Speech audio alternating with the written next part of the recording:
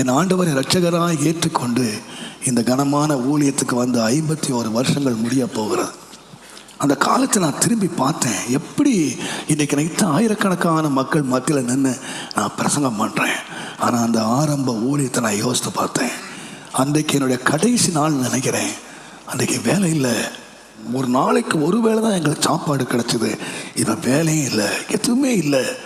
பசி பட்டினி. சாட்டர்டே சாயங்காலம் சாப்பிட்ட கஞ்சி, ஞாயிற்றுக்கிழமை பட்டினி, திங்கக்கிழமை வேலை இல்லைன்னு சொல்லிட்டான்.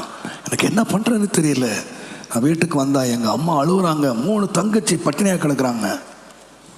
எங்கள் அம்மா கேட்டாங்க, தம்பி ஒரு 5 ரூபா வாங்கிட்டு வாப்பா, யார்ட்டையாவது வாங்கிட்டு வா.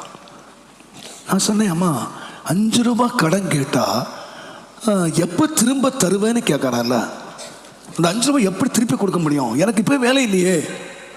எங்கள் அம்மா ஓன்னு அழுகுறாங்க. சரி, இவங்க அழுக தாங்க முடியாமல் நான் சொன்னேன், 5 ரூபா வாங்கிட்டு வரேன்.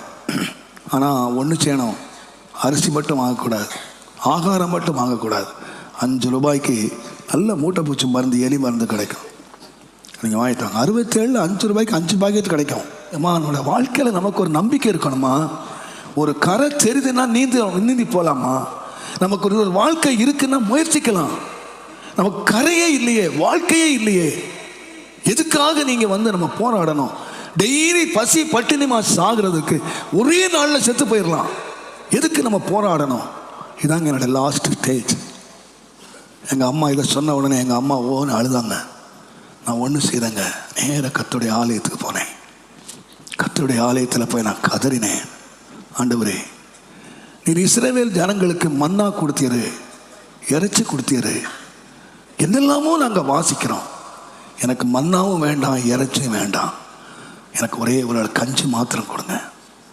எல்லாரும் பட்டினியாக கிடந்து சாகுறோம். ஒருவேளை கஞ்சி நமக்கு கொடுக்க முடியாதா? நான் வேற ஒன்றையும் கேட்கலையே. வெள்ளியை கொடுங்க, பொண்ணை கொடுங்க, வீட்டை கொடுங்க, எதையுமே நான் கேட்கல. ஒரே ஒரு கப்பு கஞ்சி, அதான் நான் கேட்குறேன். ஆண்டவர்கிட்ட அழுதேன். சில மணி நேரம் ஆண்டவர்கிட்ட நான் கதறினேன். நான் நினச்சேன், இதுதான் என் வாழ்க்கையோட கடைசி நாள் நினச்சேன். ஆனால் எனக்கு ஒரு நல்ல ஒரு சத்தம், நீ வீட்டுக்கு போ. நான் நம்பிக்கை இல்லாத, நான் யாரோ சொல்கிறாங்கன்னு வீட்டுக்கு வந்தேன். எங்கள் அம்மா கையில் 30 ரூபா இருந்துச்சு. நான் கஞ்சி கேட்டேன். ஆண்டவர் 30 ரூபா எப்படி தந்தார்? அது ஒரு பெரிய ஸ்டோரி. எங்கள் அம்மா அந்த கதையை சொல்லிக்கிட்டு இருக்கும்போதே எனக்கு ஆண்டவர் சொன்ன ஒரே ஒரு வார்த்தை, யோவான் எழுதின சுவிசேஷம் 13ஆம் அதிகாரம் 7ஆம் வசனத்திலே சொல்லப்படுகிறது. எனக்கு இந்த வசனம் பைபிளில் இருக்குன்னே எனக்கு தெரியாது. தேவனுடைய நாமத்துக்கு மகிமை உண்டாவதாக. நான் செய்கிறது இன்னதென்று இப்பொழுது நீ அறியாய், இனிமேல் அறிவாய். என் காதில் கேட்டது, நான் செய்கிறது இப்பொழுது நீ அறியாய், இனிமேல் நீ அறிவாய். நான் ஒன்றுமே சொல்லலைங்க. நான் உள்ளே போனேன். எனக்கு 2 பேண்ட் 2 ஷர்ட் இருந்துச்சு. எடுத்துகிட்டு வெளியே வந்தேன். எங்கள் அம்மா எங்கேப்பா போகிறேன்னு கேட்டாங்க. அம்மா, நான் வீட்டில் இருந்தால் உங்களுக்கு 3 ரூபாய் கிடைக்கும், ஆனால் வெளியே போனால் 30 ரூபாய் கிடைக்கும். தேவன் உங்களை நடத்துவார். அடுத்த வேளை சாப்பாடு எப்படி வரும் எனக்கு தெரியாது. என்னை நம்பி இருக்கிற 5 பேர் எப்படி சாப்பிட போகிறாங்கன்னு தெரியாது. அவங்க என்ன செய்ய போகிறாங்கன்னு தெரியாது. நான் சனிக்கிழமை சாப்பிட்ட சாப்பாட்டோடு கடுமையான பசியில் நான் இருக்கிறேன். நான் சாப்பிட்டு போகிறேன்னு கூட சொல்லலை. அன்றைக்கு 153 மீன்கள் வலையில் கிடைச்ச போது அந்த வலையை விட்டுட்டு வெளியே போனது போல ஆண்டவருக்கு அற்புதமாய் தந்த 30 ரூபாய் என விட்டுட்டு பஸ்ஸு கூட 10 பைசா வாங்கி கொள்ளாமல் என் பேக் எடுத்து நான் வெளியே வந்தேன். எங்கள் அம்மா அழுதுகிட்டே வந்தாங்க, எங்கடா போகிற, என்ன செய்ய போகிறடா, நான் உன்னை வருத்தப்பட்டிருந்தா மன்னிச்சுக்கடா, நான் உனக்கு ஏதாவது சொல்லியிருந்தா மன்னிச்சுக்கன்னு சொல்லி அழுதாங்க. அம்மா, நீங்கள் வருத்தப்படவே படாதீங்க, இனிமேல் தேவன் செய்கிறதை நாம் அறிவோம், கர்த்தர் செய்வார். 51 ஆண்டுக்கு முன்பதாக கர்த்தர் செய்வார் என்ற நம்பிக்கையோடு 2 துணியோடு நான் வெளியே வந்தேங்க. கர்த்தருடைய நாமத்துக்கு மகிமை உண்டாவதாக. இன்றைக்கு கர்த்தர் என்னை கொண்டு வந்திருக்க நிலைமையை நான் பார்க்கும்போது கர்த்தர் எனக்கு தரிசனம் தரலங்க. இத்தனை ஆயிரக்கணக்கான மக்களை நான் தருவேன், இத்தனை பேரை நீ நடத்துவா, இவ்வளோ உலகத்தில் இவ்வளோ செழிப்பாய் இருப்பாய், இத்தனை பெரிய காரியங்களை நீ செய்வாய் என்று சொல்லி ஆண்டு எனக்கு தரிசனம் தரலங்க. ஆனால் ஆண்டோடைய வார்த்தையை நான் விசுவாசித்தேன். தேவன் எனக்கு இனி காரியங்களை செய்வார் என்று நான் விசுவாசித்தேன். நான் இதை நம்பவே இல்லைங்க. இது என் புத்தி கேட்டாதுங்க. உங்களுக்கு ஒரு வழி எப்படிக்கோ தெரியாது. என்னை ஒவ்வொரு நாள் கதற பண்ணுகிறேன்னு தெரியுமா? தேவன் என் புத்தி கேட்டாதை இதுவரைக்கும் செய்தார். ஆண்டவரே, என்னை இம்மட்டும் கொண்டு வந்ததற்கு நான் ஏமாத்திரம், என் வீடு ஏமாத்திரம். ஆனால் இதோடு நிறுத்திட போறதில்லை ஆண்டவரே. என் வீட்டை குறித்து வெகு தூரத்து காலத்து செய்தியை தேவன் எனக்காக வைத்திருக்கிறார். நான் எதையுமே நான் காணலைங்க, நான் எதையுமே தரிசிக்கலைங்க. பட் ஐ பிலீவ் என் தேவன் உயிரோடு இருக்கிறார். என் தேவன் உயிரோடு இருக்கிறார். நீ அவிசுவாசியாகிறாதே. ஃபெய்த், என்னை விசுவாசி. இன்னைக்கு நீ எந்த நம்பிக்கை எழுந்த வாழ்க்கையே நம்பிக்கை வந்திருக்கலாம். நம்பிக்கையின் தேவன் உனக்கு முன்னாக நின்று கொண்டிருக்கிறார். தேவன் யார் முன்னாலே வந்தார் தெரியுமா? நான் இயேசுவின் நாமத்திலே தாழ்மையாக சொல்லுவேன். பயத்தோடு நின்ற மக்கள் மத்தியிலே, துக்க முகத்தோடு நிற்கிற மக்கள் மத்தியிலே, நம்பிக்கை இழந்த மக்கள் மத்தியிலே தேவன் என்றார். எல்லார் கண்களை மூடி முழங்கால் படிக்கிறது. வாழ்த்துகிறே இயேசுநாதா, வாழ்த்துகிறே இக்காலையிலே. அற்புதமாய் முழுதும் அடியேனை காத்தீரே. வாழ்த்துகிறே இயேசுநாதா,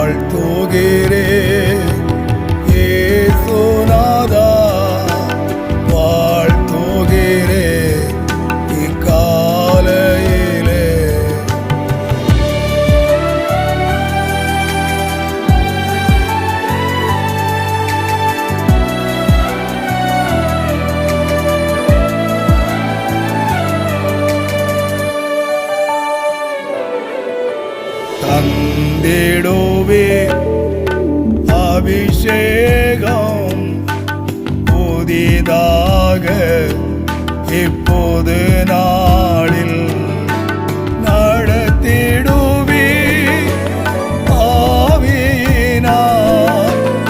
உமது திரோ சித்தமதில் வாழ்த்துகிறே இயேசுநாதா வாழ்த்துகிறே இக்காலையிலே.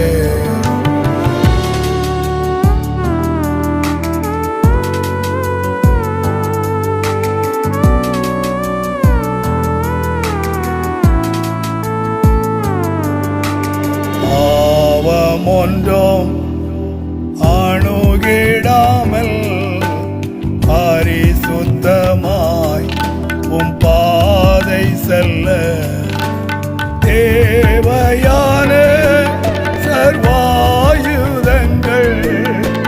தாரும் ஜெப ஆவியுடன் வாழ்த்துகிறே இயேசுநாதா வாழ்த்துகிறே இக்காலையிலே.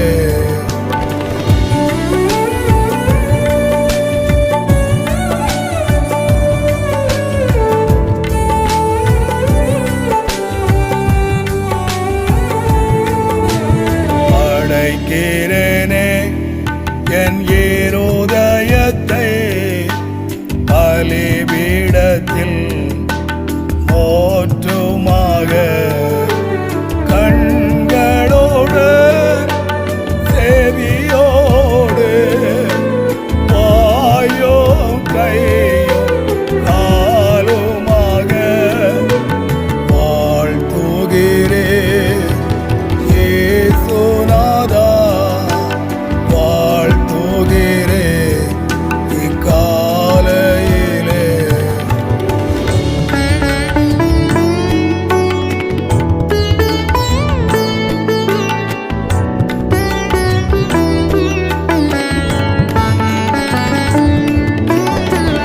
நேசரேவும் திருவருகை இந்நாளில் இருந்திடேனும் ஆசையுடன் சந்திக்கவே ஆயத்தமாய்